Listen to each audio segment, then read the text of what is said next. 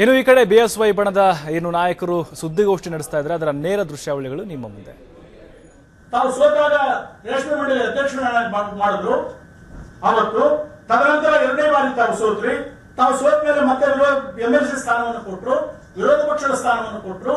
ಇವೆಲ್ಲ ಆದ್ಮೇಲೆ ಕೂಡ ಮತ್ತೆ ದುರಾಸೆ. ಏನು ಈ ದುರಾಸೆಗೆ ಕಾರಣ ಏನು? ನೀವು ನೇರವಾಗಿ ಹೇಳಿ. ಯಡಿಯೂರಪ್ಪನವ್ರ ಹತ್ರ ಕೂತ್ಕೊಳ್ಳಿ, ನನಗೆ ಏನಾಗಬೇಕಪ್ಪ, ನೀವೆಲ್ಲ ಸರಿ ಇಲ್ಲ ಯಡಿಯೂರಪ್ಪನವ್ರೆ, ನಾನೇ ಎಲ್ಲವೂ ಸರಿ ಇದ್ದೇನೆ, ನಾನೇ ಈ ರಾಜ್ಯಕ್ಕೆ ಚುಕ್ಕಾಣಿ ಹಿಡಿಯಲಿಕ್ಕೆ ಸಾಧ್ಯ ಇದ್ದೇನೆ, ನಾನೇ ಮುಖ್ಯಮಂತ್ರಿ ಲಾಯಕ್ ಆಗಿದ್ದೇನೆ, ನೀವು ಸರಿ ಇಲ್ಲ ಅಂತ ಹೇಳಿ ಪಕ್ಕಕ್ಕೆ ಹೋಗಕ್ಕೆ ಏನು ಯಡಿಯೂರಪ್ಪನವರು ಲಕ್ಷಾಂತರ ಜನ ಇವತ್ತು ಜನಪ್ರಿಯ ನಾಯಕರಾಗಿದ್ದಾರೆ, ಅವರೆಲ್ಲ ಒಪ್ಕೊಂಡು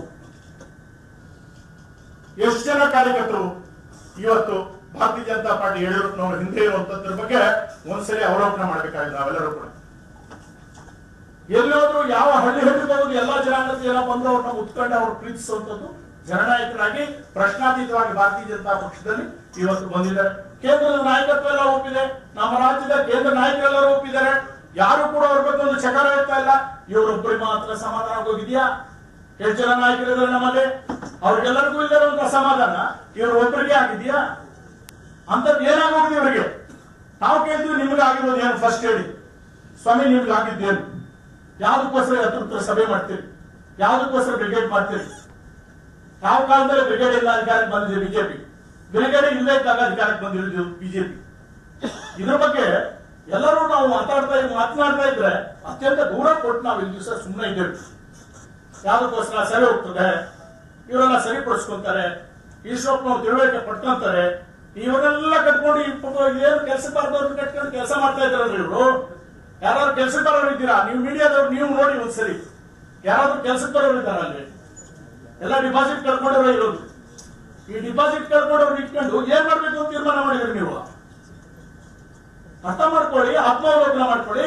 ಯಾವ ಮಟ್ಟಕ್ಕೆ ನಿಮ್ಮನ್ನ ಪಕ್ಷ ಬೆಳೆಸಿದೆ? ಹಿಂದುಳಿದವರ ಬಗ್ಗೆ ನೀವು ಯಾವತ್ತಾದ್ರೂ ಜೋರಾಗಿ ಕೆಲಸ ಮಾಡಿದ್ರ? ಯಾವ ಒಂದ್ಸರಿ ಸಭೆ ಕರೆದ್ರೆ ನೀವೇ ಹಿಂದೆ ಬಂದ್ಬಿಟ್ರಿ. ಹಿಂದುಳಿದವರು ಸಭೆ ಮಾಡ್ಬೇಕು ಅಂತ ಹೇಳಿದ್ರೆ ನಮ್ಮನ್ನ ಬಿಟ್ಬಿಟ್ಟು ಕೈ ಬಿಟ್ಬಿಟ್ಟು ನೀವು ಹಿಂದೆ ಬಂದ್ಬಿಟ್ರಿ. ನೀವು ಮಾತು ಬಾಯಿದೆ, ಚೆನ್ನಾಗಿ ಮಾತಾಡ್ತೀರಾ, ಏನ್ ಬೇಕಾದ್ರೂ ತಿಳಿಸಿ ಮಾತಾಡ್ತೀರಾ, ಅದೊಂದು ಕಲ್ತಿದ್ದೀರಾ. ಮಾತು ಚೆನ್ನಾಗಿ ಮಾತಾಡಿ ಎಲ್ಲಾರು ಹೆಂಗ್ ಬೇಕಾದ್ರೂ ತಿಳಿಸೋದು, ಬಾಯಿದೆ ಅಂತ ಎಲ್ಲಾದ್ರೂ ತೆಗಳೋದು, ಬೆಳಗ್ಗೆ ಎದ್ರೆ ಎಲ್ಲಾರನ್ನ ಕೆಲಸಕ್ಕೆ ಬಾರದವ್ರನ್ನ ಇಟ್ಕೊಂಡು ಎಲ್ಲ ಅತೃಪ್ತರ ಸಭೆ ಮಾಡೋದು, ಇದು ಪೂರಾ ಖಂಡನೀಯ. ಭಾರತೀಯ ಜನತಾ ಪಕ್ಷದ ಎಲ್ಲಾ ಕಾರ್ಯಕರ್ತರು ನೊಂದಿದ್ದಾರೆ. ರಾಜ್ಯದ ಜನ ಬಿಜೆಪಿ ಕಡೆ ಮನಸ್ಸು ಮಾಡಿದ್ದಾರೆ. ಖಂಡಿತವಾಗ್ಲೂ ಬಿಜೆಪಿಯನ್ನ ಗೆಲ್ಲಿಸಬೇಕು ಅಂತ ಉದ್ದೇಶ ಇದೆ. ಇವರು ಮಾಡೋ ಚಟುವಟಿಕೆಗಳಿಂದ ಪಕ್ಷಕ್ಕೆ ಹಾನಿಯಾಗಿದೆ, ನಿಜವಾಗ್ಲೂ ಕೂಡ ಹಾನಿ ಆಗ್ತಾ ಇದೆ. ಇದನ್ನ ಕೂಡಲೇ ನಿಲ್ಲಿಸಬೇಕು ಅನ್ನೋ ಒತ್ತಾಯವನ್ನು ನಾವು ಮಾಡ್ತಾ ಕೇಂದ್ರ ನಾಯಕರಲ್ಲಿ ಮನವಿ ಮಾಡ್ಕೊತಾ ಇದ್ದೀವಿ. ಖಂಡಿತವಾಗ್ಲೂ ಇವ್ರ ಮೇಲೆ ಸೂಕ್ತವಾದಂತ ಕ್ರಮವನ್ನು ತೆಗೆದುಕೊಳ್ಬೇಕು. ಯಾವ ರೀತಿ ಕ್ರಮ ತೆಗೆದುಕೊಂಡ್ರೆ ಕೇಂದ್ರ ನಾಯಕತ್ವ ಗೊತ್ತಿದೆ, ಎಲ್ಲ ಗಮನಿಸ್ತಾ ಇದ್ದಾರೆ. ಖಂಡಿತವಾಗ್ಲೂ ಅವರಲ್ಲಿ ಮನವಿ ಮಾಡ್ಕೊತಾ ಇದ್ದೀವಿ.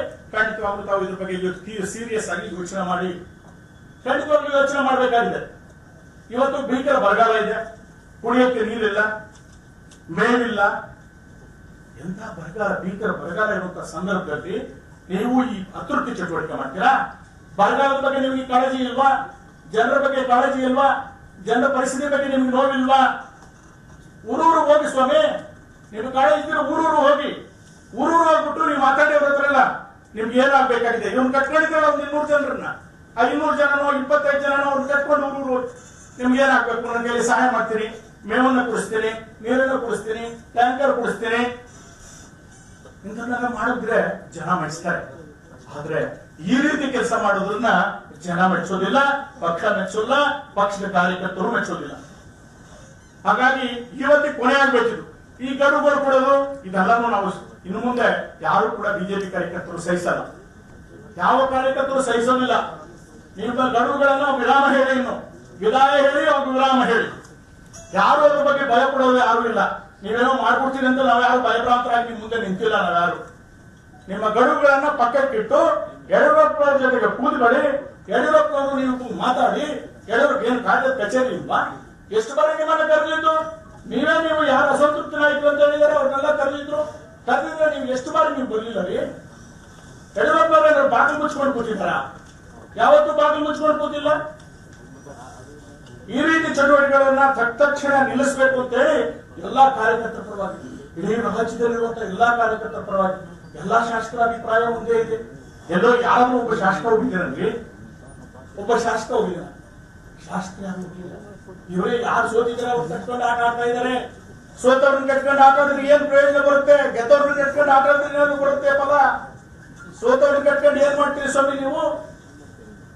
ಈ ಕೆಲಸವನ್ನ ಕೂಡಲೇ ನಿಲ್ಲಿಸಬೇಕು ಅಂತ ಹೇಳಿ ನಾವು ಮನವಿ ಮಾಡ್ತಾ ಮಾಧ್ಯಮದ ಸ್ನೇಹಿತರಿಗೂ ಕೂಡ ಹೇಳ್ತಾ ಇದ್ವಿ. ಸ್ವಾಮಿ ಅವ್ರು 200 ಜನ ಬಂದ್ರೆ ಯಾಕೋ 2,000 ಜನ ಬಂದಂಗೆ, 2,000 ಜನ ಬಂದ್ರೆ 2 ಲಕ್ಷ ಜನ ಬಂದ್ರೆ ಏನೂ ಇಲ್ಲ ಅವರಲ್ಲಿ ತಾಕತ್ತು.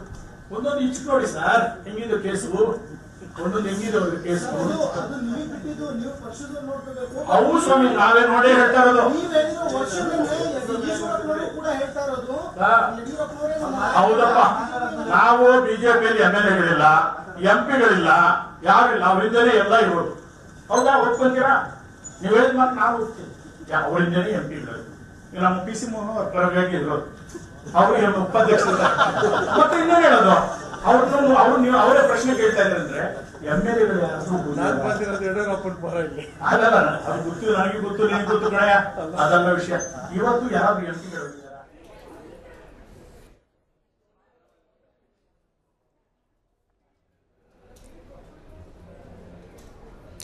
ಇನ್ನು ಬಿಎಸ್‌ವೈ ವಿರುದ್ಧ ಅತೃಪ್ತ ನಾಯಕರು ಈಗ ಸಮರ ಸಾರಿದ್ದಾರೆ, ತೊಡೆ ತಟ್ಟಿದ್ದಾರೆ.